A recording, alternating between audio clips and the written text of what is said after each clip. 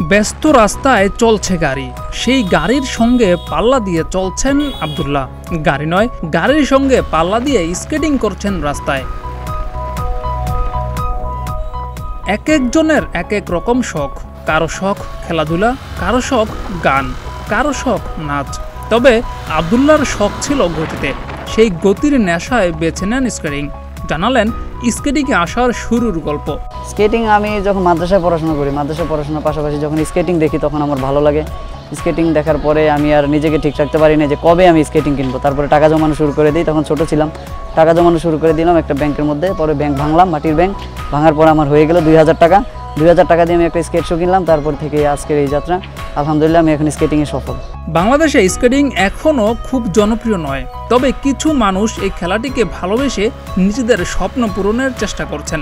তাদের মধ্যে একজন হচ্ছেন আব্দুল্লাহ, যিনি বাংলাদেশের রোলার স্কেটিং দুনিয়ায় পরিচিত একটি নাম। স্কেটিংয়ে আছি প্রায় 10 বছরের উপরে। আমার একটা সময় কিন্তু প্যাশন থেকে স্কেটিং করছিলাম, এখন কিন্তু আমার এটা প্রফেশন হয়ে গেছে। এখন আমার প্রফেশনে স্কেটিং, আমার কাজ হচ্ছে বাচ্চাদেরকে স্কেটিং শেখানো এবং আমি নিজেও স্কেটিং ট্রেনিং করতেছি, বাচ্চাদেরকেও শেখাচ্ছি। কুমিল্লা জেলার এক সাধারণ পরিবারের জন্ম নেওয়া আব্দুল্লাহ ছোটবেলা থেকেই গতির প্রতি আকৃষ্ট ছিলেন। ফুটবল বা ক্রিকেটের প্রতি আগ্রহ না দেখিয়ে তিনি রাস্তায়, পার্কে রোলার স্কেট নিয়ে ঘুরে বেড়াতেন। আজ তিনি এই জায়গায় সফল। তবে নতুনদের জন্য তিনি পরামর্শ দিয়েছেন যেন ভালোভাবে প্রশিক্ষণ না নিয়ে রাস্তায় যেন কেউ না নামে। জিয়াউর রহমান, প্রতিদিনের বাংলাদেশ।